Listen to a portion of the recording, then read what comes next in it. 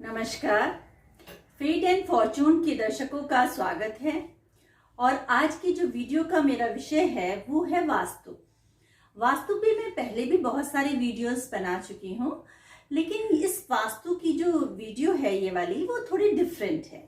क्योंकि जब भी हम किसी वास्तुशास्त्र के पास जाते हैं, वास्तुशास्त्री के पास जाते हैं, या हम किसी भी तरह से वास्तु का ज्ञान कर देखते हैं, तो उसमें यही होता है कि भाई कहाँ रसोई होनी चाहिए, कहाँ पर आपका टॉयलेट होना चाहिए, प्लॉट का डायरेक्शन कैसा होना चाहिए, फ्लैट कैसा होना चाहिए, फ्लैट की एंट्रेंस कैसी होनी चाहिए, कौन से डायरेक्शन में है।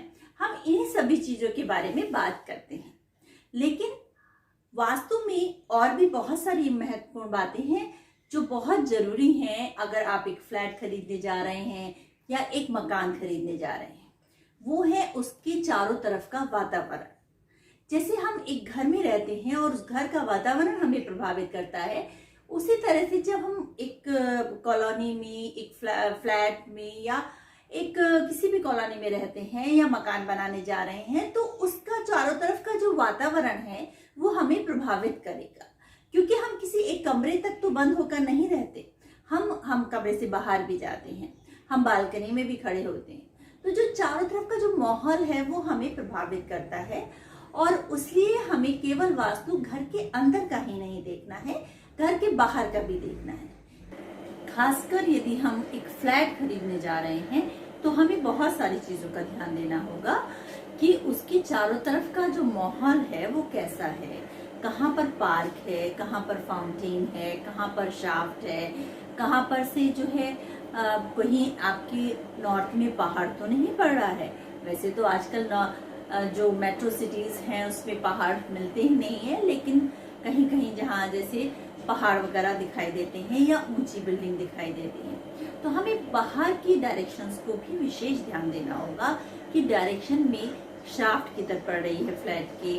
आपका जो शाफ्ट ऐसा तो नहीं है कि नॉर्थ ईस्ट में पड़ रही हो, क्योंकि और आपको जो है पानी का जो आपका जो टैंक है वो किस साइड पड़ रहा है। तो इन सारी चीजों को हमें ध्यान देना होगा।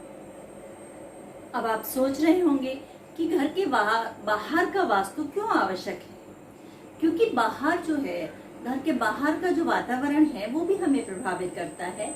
हम पार्क में जाते हैं, हम स्विमिंग पूल में जाते हैं, हम जो है चारों तरफ के जो बाहर जाते हैं, घर के बालकनी में खड़े होते हैं, तो ये सारी चीजें हमें प्रभावित करती हैं कि हमें कैसा महसूस हो रहा है।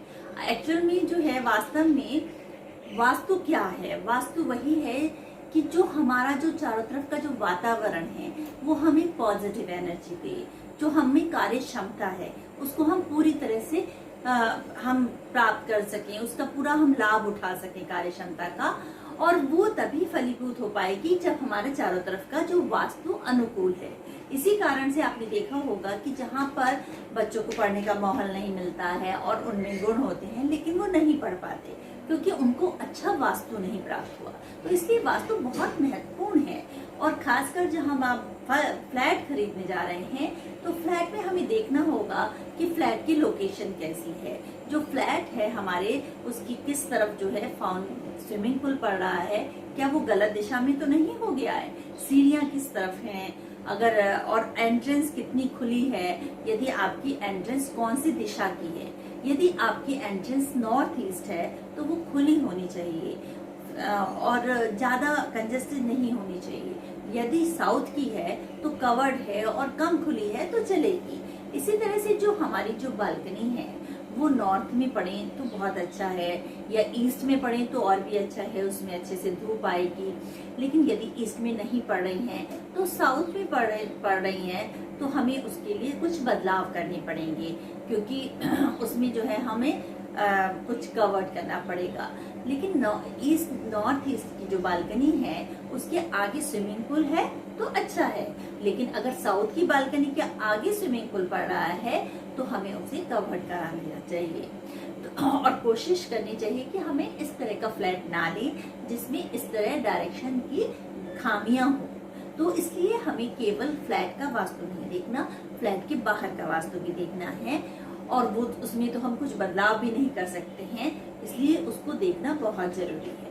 जैसे शाफ्ट होती है, कुछ कॉलोनीज में जो है प्लांट लगा होता है जो कचरा को ठीक करने का, कचरे को कचरा प्लांट होता है, लेकिन वो कहीं हमारे नॉर्थ ईस्ट में तो नहीं आ रहा। तो ऐसी बहुत सारी चीजों को हमें ध्यान देना होगा। पार्क कौन सी साइड आ रहे हैं, आप घर से जब उतरते हैं तो सीढ़ियाँ किस साइड पड़ रही हैं, सीढ़ियाँ आपके साउथ में पड़ रही हैं या नॉर्थ में पड़ रही हैं। तो इन छोटी छोटी चीजों को हमें जरूर ध्यान देना है जब हम एक फ्लैट खरीदने खासकर जा रहे हैं, क्योंकि हम उसमें कुछ भी बदलाव नहीं कर सकते, हम फ्लैट को हटा तो नहीं सकते। और ऐसे ही बहुत सारी एक चीजों में एक और बहुत महत्वपूर्ण बात ये है कि मंदिर, कॉलोनी में एक मंदिर होता है या प्रेयर स्थल होता है, तो वो भी घर से थोड़ा सा दूर होना चाहिए। उसकी छाया हमारे घर, हमारे फ्लैट पे नहीं पड़नी चाहिए। तो ऐसे हमें केवल घर का ही वास्तु नहीं देखना है, घर के बाहर का भी वास्तु देखना है। तभी हमारा जो है, हम घर को एक अच्छे वातावरण को प्राप्त कर पाएंगे, घर में पॉजिटिव एनर्जी आ पाएगी। और वो तो हमें घर के अंदर का वास्तु तो हमें करना ही है, लेकिन बाहर का वास्तु भी बहुत महत्वपूर्ण है। तो इसीलिए मैं आपके लिए एक महत्वपूर्ण जानकारी लेके आई और आशा करती हूँ कि आपको मेरी वीडियोस अच्छी लग रही होंगी। और आपने यदि आपने सब्सक्राइब नहीं किया है तो कर लीजिए, और लाइक, शेयर और कमेंट्स तो आप कीजिए ही। नमस्कार।